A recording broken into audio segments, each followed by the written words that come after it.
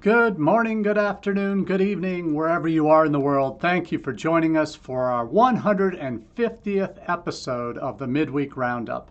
Yes, we've crossed the 3-year threshold with our Midweek Roundup, and we're so happy to be coming to you today to discuss some of the core issues that we've been talking about for years here on the Roundup, but having some new information to share on what's going on in the world of international education, particularly from the perspective of U.S. international educators. So we'll get to our 3 questions in just a minute. Those are, what does a U.S. international education strategy look like? Second, are international travel restrictions making sense these days? And third, how far will China's crackdown on the West go? We'll get into each of these 3 issues a little bit more in depth over the next half hour. Before we do that, though, I want to give a special welcome to everybody watching live for the first time. We come every Wednesday at 1 p.m. Eastern as an opportunity to really connect with you and go in depth into some of these common themes that we're seeing develop in international education in the United States. Also, a shout out to those listening on repeat, either on the YouTube channel or our Facebook page for SMIE Consulting. And of course, those who are our loyal podcasters who have downloaded our Midweek Roundup and make it a regular part of their listening enjoyment each week. So thanks again for giving me the time off last week. Had a bit of a family vacation in Massachusetts on Cape Cod with my dad, and had a wonderful stop on the way home through Niagara Falls.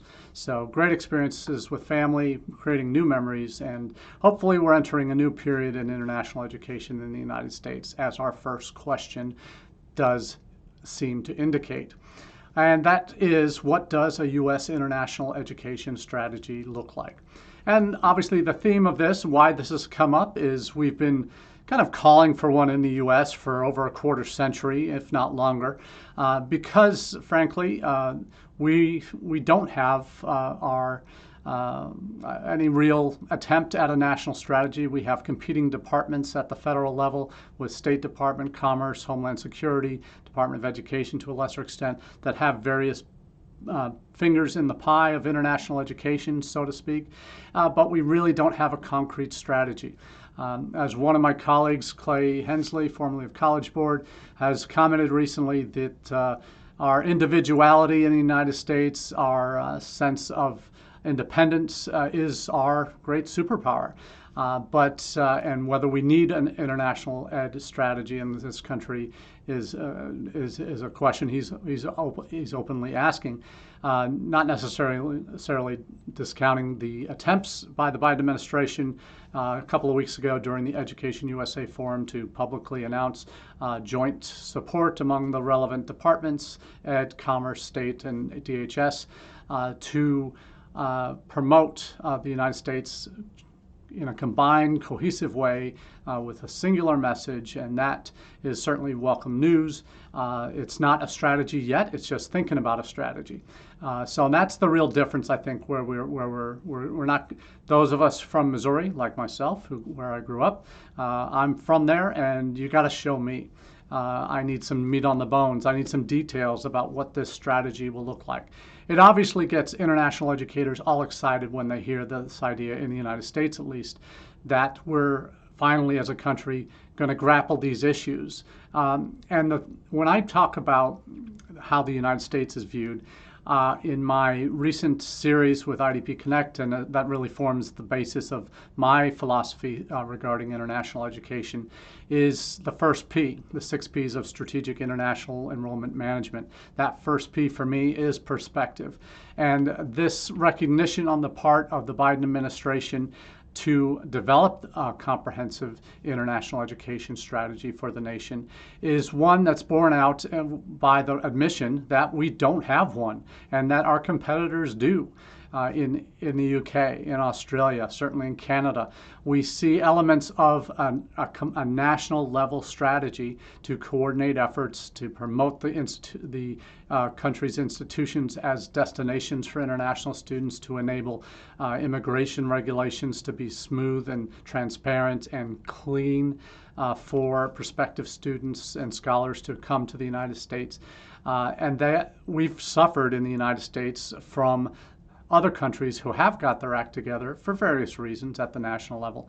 And our sense of perspective as a nation is that we are behind on that in terms of having our own strategy and having a smooth, streamlined process for international students. We know how there are certain things about our process that will never be streamlined, and that certainly has a lot to do with how individual we all are as institutions in the U.S.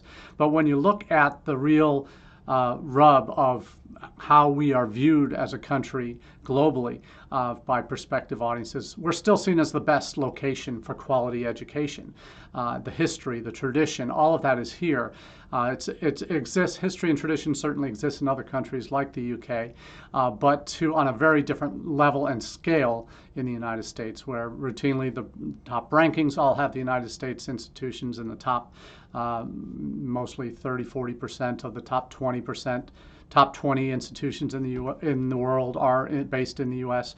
and on larger scales as well. When you go into top 250, 200, 500 ranked institutions globally, U.S. always dominates those rankings. So the challenge is we have that quality and we have that reputation, but other countries have been chipping away at that lead over the years. So the need for a national strategy to counter some of that and to acknowledge we can be better. We can, as the Biden administration likes to refer to everything it does as, build back better. And there's a lot of building back that needs to be done on the PR front, certainly from what has happened over the last previous administrations' attempts to pose the U.S. in a very different light internationally. You see now with this attempt a couple weeks ago at the EdUSA Forum to lay the building blocks at least for what an international strategy would be for the country. So NAFSA, being the largest member organization that certainly has a long history among other advocacy groups of fighting for and recommending an international ed policy, that track record is clear. And they've put out a couple of articles in the last week or so that are reflective of, I think, the mood of international educators in the U.S. as a whole. One of those is the first entitled "The National Strategy on International Education Takes a Quantum Leap." And quantum leap is from nothing, to at least thinking about it in terms of how I think it's being viewed. And NAFSA, obviously, one of the subheadings in the article is why NAFSA loves this. And it's always refreshing to hear these kinds of messages coming from government leaders that talk about collaboration, that talk about recognizing a need and that we are falling behind, and that these national strategies other countries have adopted have led to them getting a larger share of the international student mobility pie. We've talked about on the Roundup before about how our share of the pie has decreased, even though our overall numbers have increased up until the pandemic hit. We've seen our share go from just under 30% 25 years ago to around 20–21% right now. So that's significant. And in terms of maintaining our edge and our competitiveness globally, there's now a recognition on the part of the government for the first time in a long time, first time since April of 2000, that there's even been talk from the top of the administration that there needs to be a overhaul of our international how we frame ourselves as a country with regard to international education. And that was back in the Clinton administration in an election year. That was where Clinton designated Vice President Gore to take the lead on this. And obviously, when he didn't get elected, anything that had been planned fell apart. Then 9/11 happened, and the rest is history. So it's been a long time since this has even been discussed at the highest levels of government. When I worked at Education USA in the late 2000s, early teens, this topic came up, and because Education USA, part of State Department, they had their own particular views on what that might look like as a public diplomacy tool. But Commerce has slightly different views on that, for looking at it as promoting U.S. business interests abroad. And then you had DHS, the newly formed government agency that was responsible for Homeland Security, and then had different perspectives on the need for what policy can and should be. So the NAFSA article here really takes a nice look at what the impact the announcement will have on the field of education. It's, as they say, an affirmation of the values of global engagement, inclusion, and diversity that we hold as a field. But the practical implications is what they look at. The statement is still a big deal, even though there weren't any policy initiatives that were launched with this announcement. It was just here's what we're planning, and we're going to tackle these areas. And they recognize the need for a streamlined visa process, for potential dual visa. Though they didn't mention it by name, that they do see a need for that talks about study abroad as a critical element of a quality higher educational experience, increasing funding for those programs like Fulbright and others that diversify our footprints in terms of where our students and scholars go and where we can bring them in from.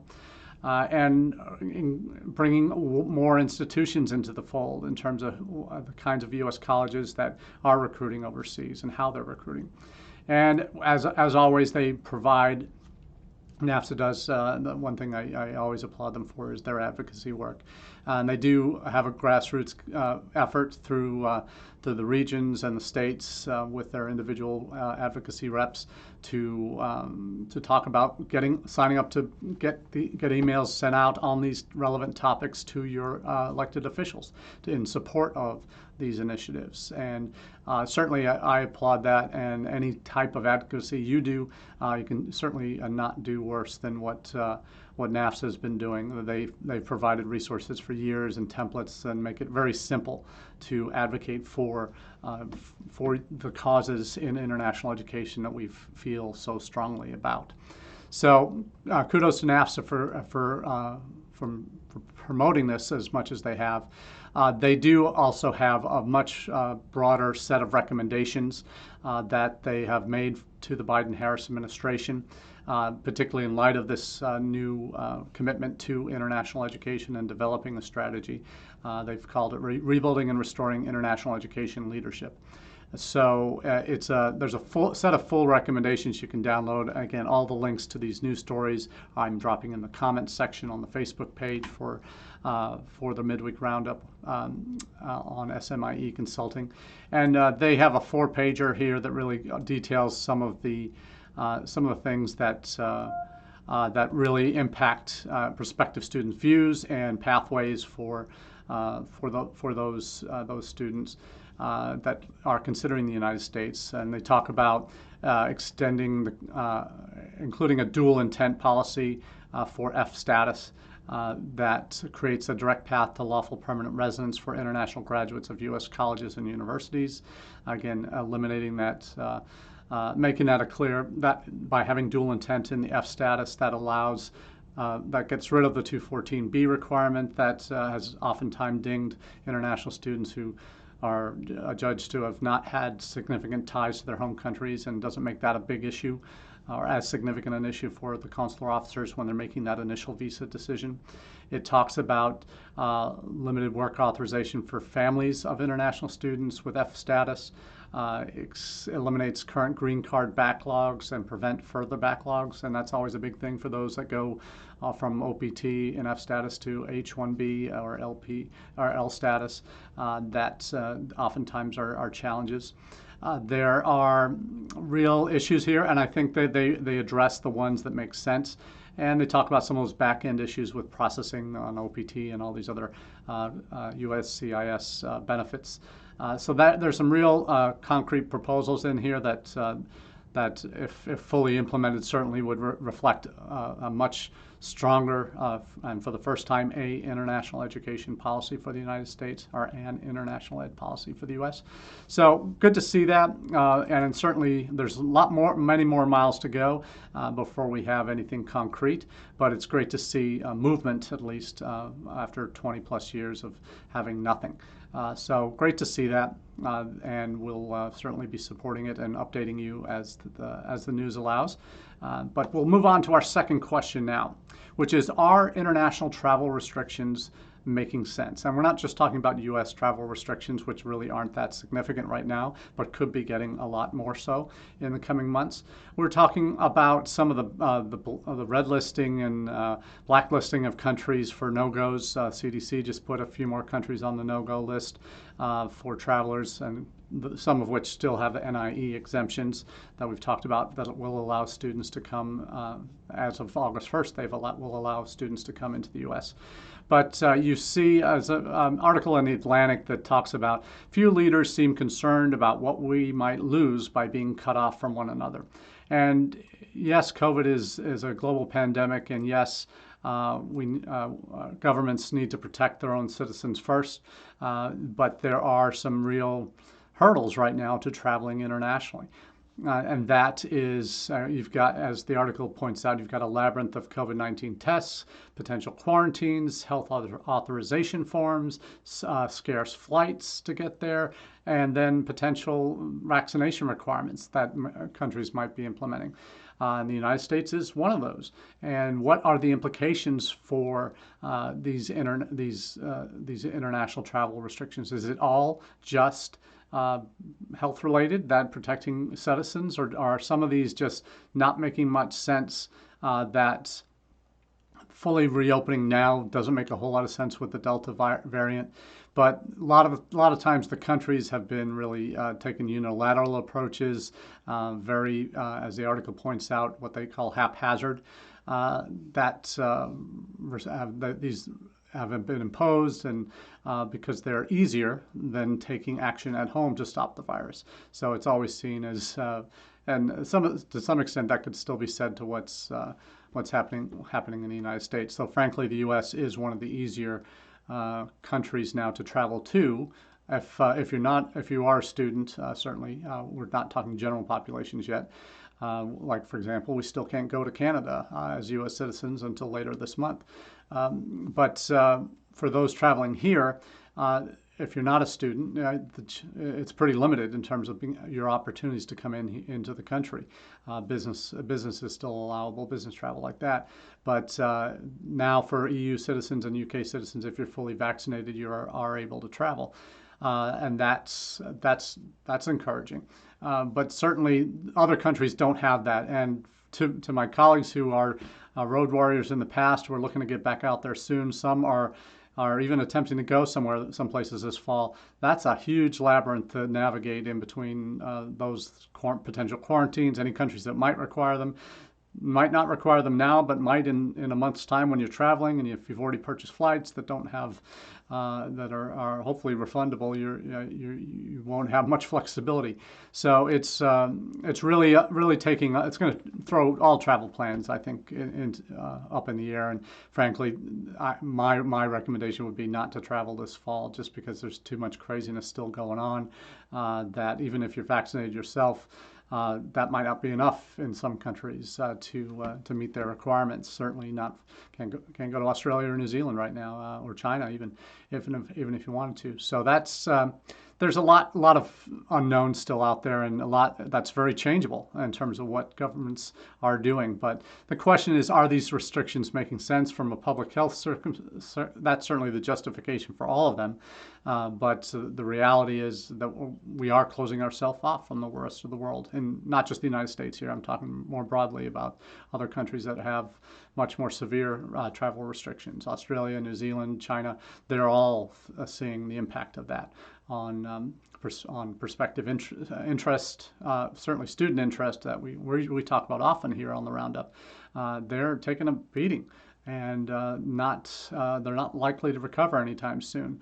Another article out in Australia says that they're not going to reopen until 80% of their population are vaccinated. They're not anticipating more than 70% being vaccinated before the end of 2021.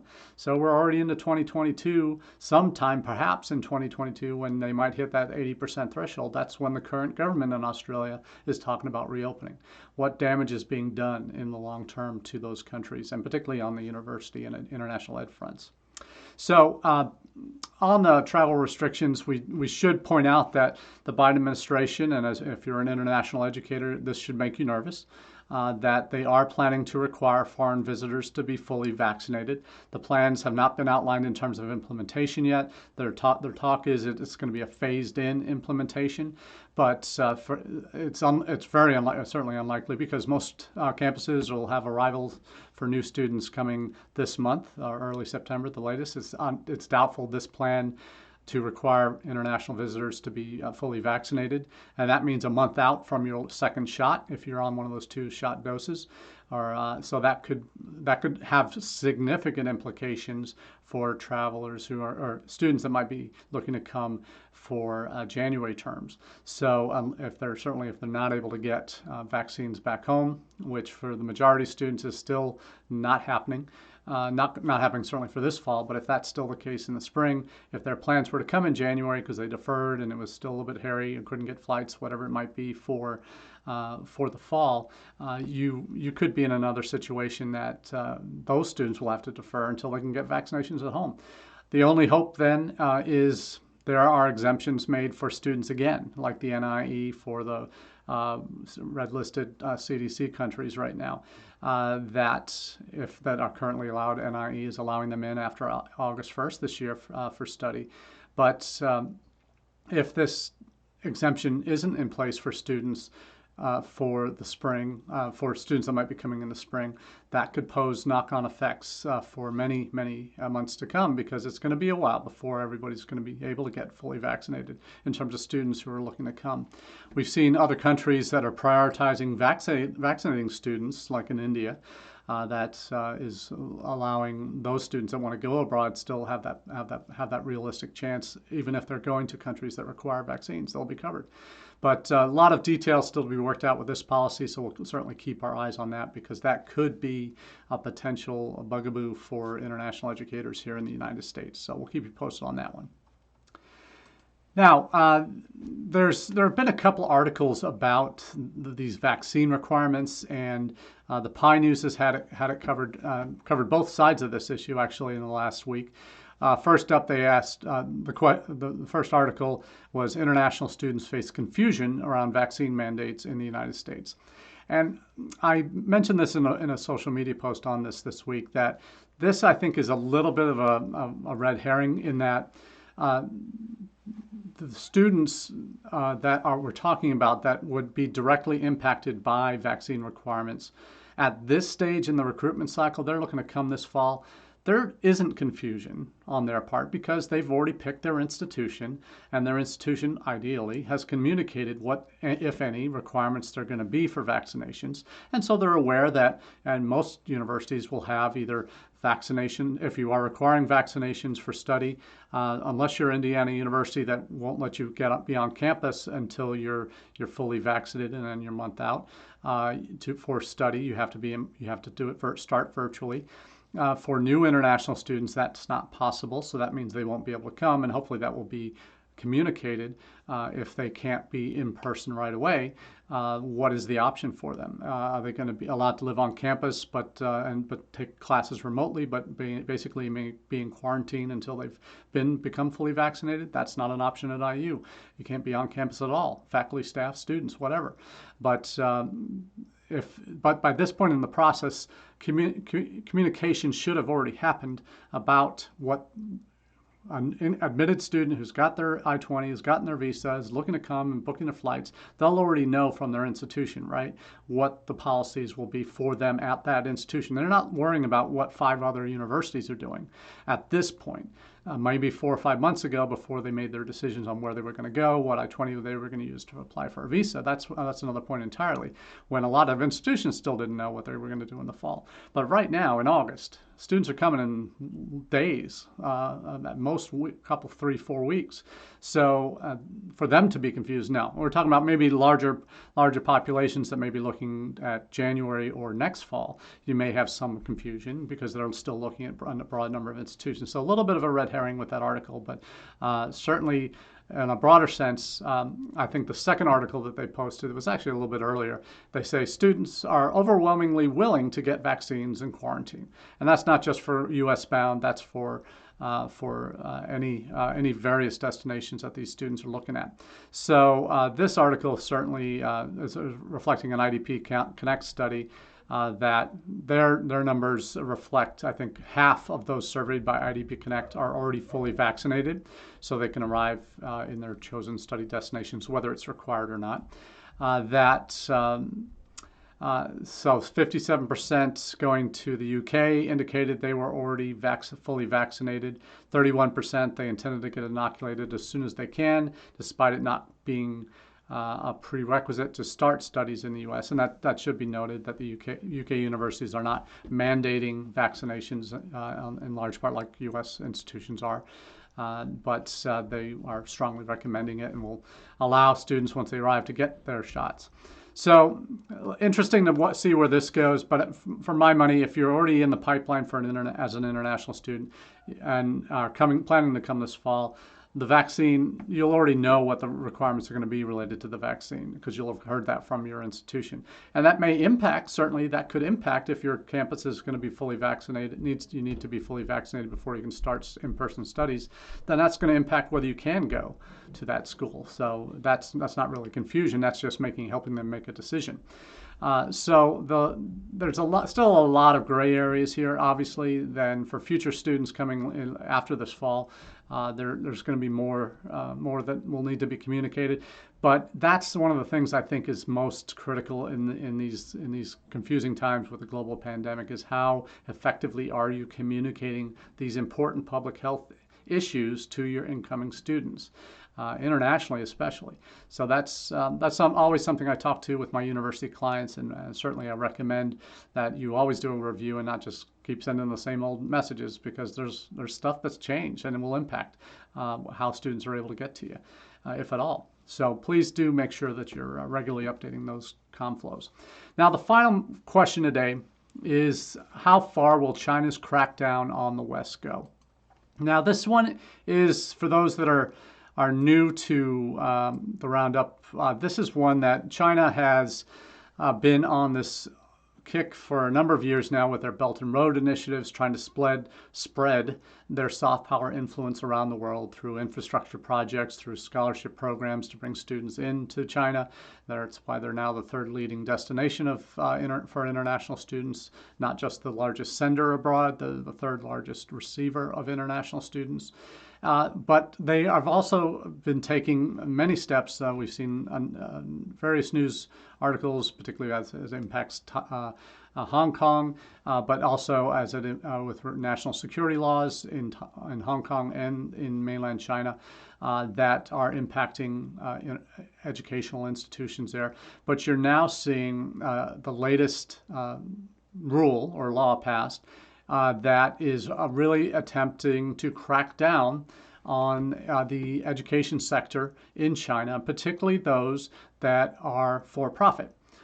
They're perhaps returning more to their communist roots in this respect. They no longer will allow these for-profit companies to be making as much money as they are, and that are forcing some of them to become nonprofits. And what that might look like is impacting what they do and how they incorporate in social media platforms and IPOs, far-reaching implications of this policy. But what it does do is it's impacting the tutoring industry with millions of jobs and students affected. It's even impacting something as benign as teaching English by U.S.-based or non-China-based citizens. My wife, for example, teaches English to kids in China as young as 4, as old as 14. But now, because of this new law, there is, even at her level, she's just teaching them English because these families want their sons and daughters to hear an authentic accent, an American accent or a British accent, whoever's teaching them, to teach their sons and daughters English. But that's no longer going to be allowed by this new policy. In fact, there'll be any parents who haven't already booked slots. If they've already have a package, they can book the rest of their slots. But after that, they're done. No teacher who's based outside the United States that's not a Chinese citizen will be able to teach English to kids in China. That's a huge change, and that's down at the lower end of the scale, but it has implications all the way through to Gaokao preparation, to those that are prepping for foreign language tests or foreign standardized tests. Huge implications for this, and really, the phrase that kind of should not be surprising, perhaps, if you know anything about President Xi Jinping and the Chinese Communist Party there. His quote from this is that discourse and ideology need to be controlled by the central government. And the feeling is, with this new law, that they're going to take back that control. President Xi Jinping has been criticizing China's after-school tutoring sector for several years now, saying it violated the laws of education and imposed a heavy burden on families. Because no doubt there's anyone who's worked with Chinese families knows that they put everything into the preparation of their sons and daughters for university study, whether it's English, whether it's test prep, whether all of these other things for Gaokao, for other exams. And now that the government is saying that, no, we're not going to allow that. Our families are the most important resource, but we want to control the dialogue here. And saying they shouldn't have to spend so much money on this industry. It's a $70 billion U.S. spending dollar industry in China. So more to come on that, I'm sure, in the weeks and months to come. But for now, that's all we have on the Midweek Roundups. Thank you to everyone who's visited our Roundup over the last 3 years. You've really made these 150 episodes be such a pleasure for me to deliver. And I appreciate all the feedback that you give me, particularly from my EdUSA friends and those colleagues around the world that make regular watching, listening, or participation in the live chats go so well. So thanks again for all your support. Look forward to chatting in the weeks to come. Cheers.